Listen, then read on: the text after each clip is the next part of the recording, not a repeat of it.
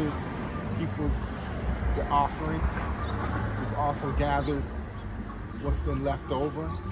We've gathered flowers and seeds. I have seeds for you also. But what we've gathered mostly are the people. Masekef, to gather. Because see, you can't catch fish, you know,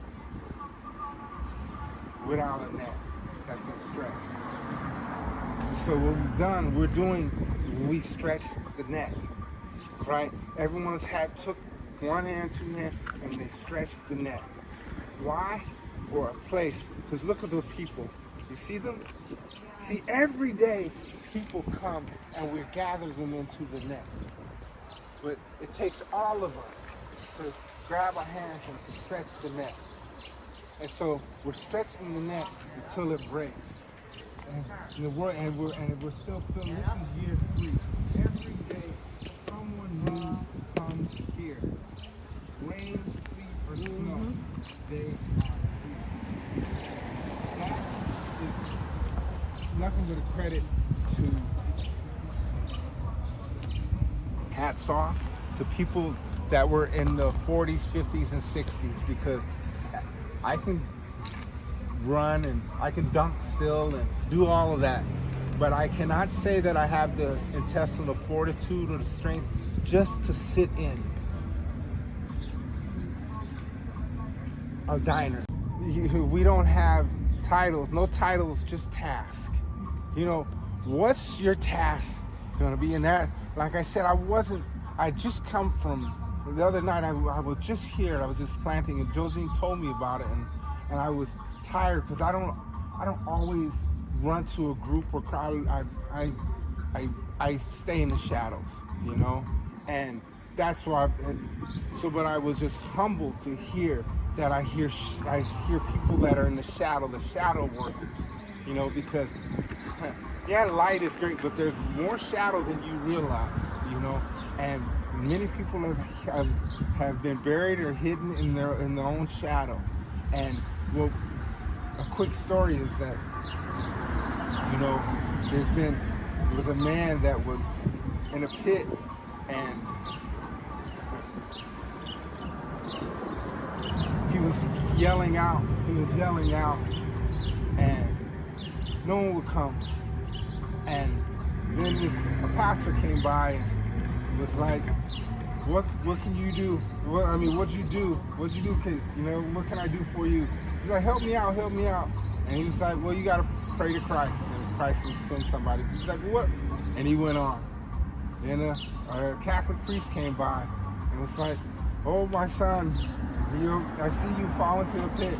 And he's like, help me. Oh shit. Oh, he said, oh, you gotta go to confessional. You must have done something.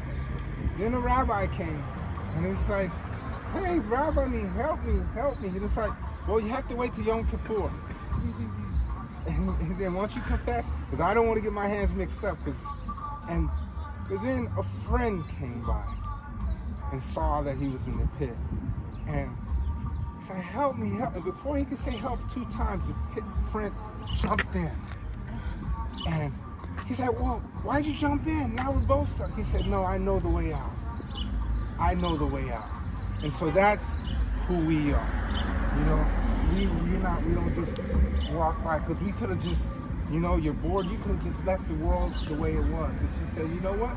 I'm gonna jump in the pit with you because I know the way out. And that's our strength, you know, our willingness to jump in and guide the way out. And that's what this place is about. It's about guiding the world out of its own misery, you know. And from because I love the She Kindness program, because that's what this is. You know, that's exactly what this is. This is a community of light, right? Wanted to go down to Selma and stand on the bridge. Now they can stand. And there's people of the present that are actually tired of what they're seeing and say, I know that's been the way, but we don't want it that way. Now they can make a stand and they have a voice. And the people of the future can actually see the way Because you know what happened? You know what happened? World peace happened. Because from there, the whole world focused on one point in the universe. Right there. And every nation came out. They didn't have anything. It was every nation came out. No war. There hasn't been war until Putin did. There hasn't been this war, you know? And so that's what we told them, is that you don't need a country or a flag or a political party to create world peace. We just need people that want peace. And that's where we made our stand. And they said, because Prince, what did he say, the Prince, what did he say, the revolution will start here? Something like this, right? And it did. It did, you know? And it continues. And it doesn't look like much to the naked eye, you know? But it's the power that it has, you know? Because you saw the butterfly coming in and out. See, that's who we are. See, the peace that you're feeling now is the peace that you'll take to San Francisco, you know? And they'll be like, well, what happened? And what is this? And that's this peace. So we go in, just like a beehive. We come in and we go out. Just like when we come and flower, we collect and we take it out. And but what we're taking out is the peace. And that's what we represent. That's what number 45 is. I didn't say it to you directly, but it's something that resonates. So how can we challenge the world without having the loud symbols, not this, but just quietly with the pound of dirt? Because my question is, what's more valuable, a pound of dirt or a pound of gold? See, most people they'll say, oh well, a pound of gold, but not to a seed. And you can't eat gold, right? You can't eat gold. You can't change the world with gold. You can with dirt. You see all the garden, but this is what the flowers have asked me to translate to you. You know, so that you realize, you know, so that when you go out, that you'll look at them, and the next time you see, you'll see the world differently. You know, you'll see differently. You know, and it's the whole truth. It's the whole truth that, you know, it's, who did you think they were going to send to change the world? Who would you think? You know, but us. Who were you waiting for? Us. All the things that you hoped for since you were a child to bring, it's not. You know, and we all have our portion. And so that's where we are. And so this is our team pep rally and our encouragement. But this is what I want you to understand, that, you know, don't despise small beginnings. Whatever it is, don't, if it's a penny, or if it's whatever, or if it's whatever it may be, that's giving and encouraging, love, that's power. You know, because everything you eat is real. Everything you think is real. Everything you speak is real. It's real. You know? And for us, I want you to understand that this car that's coming, right? See, that's the past. Right? And we often want to go back and change the past. I would love to be able to go there. But even if I could go there right now to meet that car right there, by the time I got there, you know what time it would be? The present. The car that's coming. The future. Even if I could go there right now, speaking of bakeries, you don't want bread that's not all the way baked, right? Right? You have to wait till it's baked fully. Yeah. Right? And so even if I could go there early, the bread wouldn't be ready. Right? And by the time I got there, what time would it be? The present. So many are dealing with, and I found it, this life, because I can understand how the world feels, but what I found is that, when I get depressed, it's because I'm looking, I'm looking to the past, and I'm wanting to get there. And many people I'm speaking to, and I don't know who you all speak to, but this is for whomever it shall. This is bread that I'm giving. And so instead of the pill, but recognize where we are. What car are we after? Are we after that car that's been gone? Is that why we're depressed? Right? Or are we anxious? Are we trying to race to that car that isn't here yet? Our power is in now, in this present time, in this present moment. And this is my way to encourage you. I'll continue to encourage you as we walk through. But this is my way. I wanted to plow the ground first, as we've done. And now I'm planting the seeds. And now we're gonna walk around and we're going to water. This is that time, that we're pouring, that water's being poured out, in the dry places, in the desolate places, and you all are the water spouts. You're the water spouts.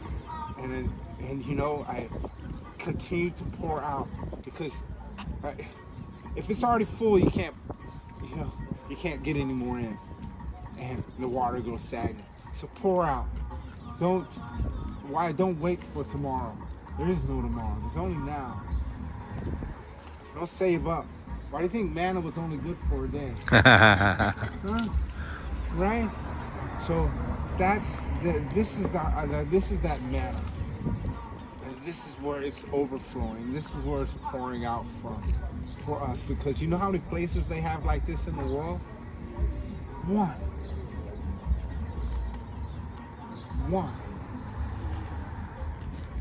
And it's again, I again, hats off, because you know what? It took a vision, a collective vision, and it took people that cared, because this is who Minneapolis is, right? And this is the capital of the world peace, and we have to just continue to represent it and take it out and share it and keep sowing seeds, whatever it may be. Because my question is this: with 1% battery, how much can you do on your phone? Not much, right? Probably a text, and right? But 1% of you, what can we do? We can change 8 billion lives. One impulse, a beat inside, heart impulse, 1 billion lives. That's what you see here is off of one impulse. This is the byproduct of one impulse. I'm a builder by trade. I love gardening, that's great, but this is one impulse. Photography, with King Demetrius, was an impulse. With gathering with Janelle, impulse. Marsha gathering the people, impulse. Agape, impulse. Terry, the organic farms, impulse. Impulse. The man from Aveda, impulse. You didn't want to give the speech, but you did. And that whatever word it was, whatever tier it was, but it gave an impulse.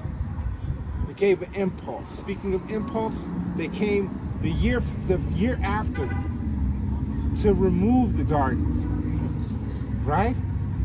I got here about 5 o'clock in the morning, and there was 50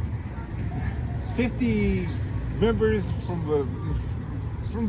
Agape, actually, and 50 from the public works, and there were 60 riot police, and it was just me. And they were taking away, and I was in the middle, and I was like, why are you, this is just the work of one man for another man who can never ever breathe again or stand again or anything. This is just so people can never ever say they didn't know or say it didn't happen. And there were 50, 60 people that were around, and I spoke to them in English, and then I spoke to them in the heavenly language. And then the boss of the public works, a tear fell.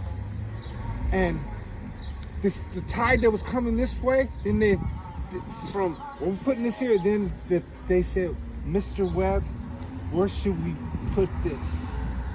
Where should we put this back? And I looked, and I said, well, what happened? I said, well, we started to do it, and then our boss, I looked back at my boss, and she was crying.